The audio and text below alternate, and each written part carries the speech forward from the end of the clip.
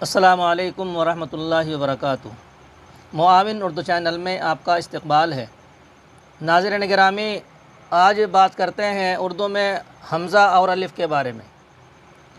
اردو میں الف کے بارے میں بعض کا کہنا ہے کہ الف متحرک حمزہ ہوتا ہے، اور بعض کا ماننا ہے کہ اردو میں الف پر زبر زیر پیش آنے کے بعد بھی الف ہی رہتا ہے یا الف پڑھا جاتا ہے۔ آپ کی رائے اور مشورہ کا منتظر معاون اردو چینل انڈیا از محمد جہانگیر، معاون اتراکھنڈ، مدرس مدرسہ امداد الاسلام لنڈھورہ، 9 اکتوبر 2024۔ آپ کی عدالت میں الف اور حمزہ کا مقدمہ۔ بسم اللہ الرحمن الرحیم۔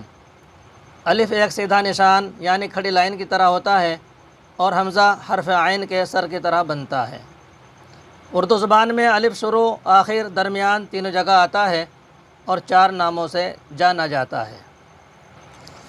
پہلا ہے الف مجرد، دوسرا الف مدہ، تیسرا الف مقصورہ اور چوتھا الف محموزہ۔ نمبر 1، الف مجرد یعنی اکیلا، خالی، تنہا الف۔ اس کو کسی بھی جگہ لگا سکتے ہیں، جیسے اب یا گیا میں۔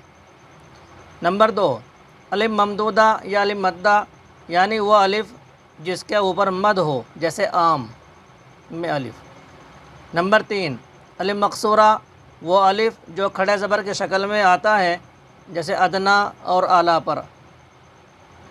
نمبر 3، الف محموزہ یعنی وہ الف جو لفظ کے درمیان میں آتا ہے اور اس پر حمزہ بنا ہوتا ہے، جیسے جرأت اور قرأت وغیرہ میں۔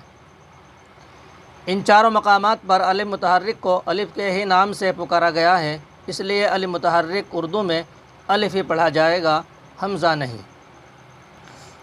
لہٰذا علماء اور املا وغیرہ لکھتے وقت آخر میں حمزہ کا استعمال غلط ہے، بغیر حمزہ کے لکھا جائے گا۔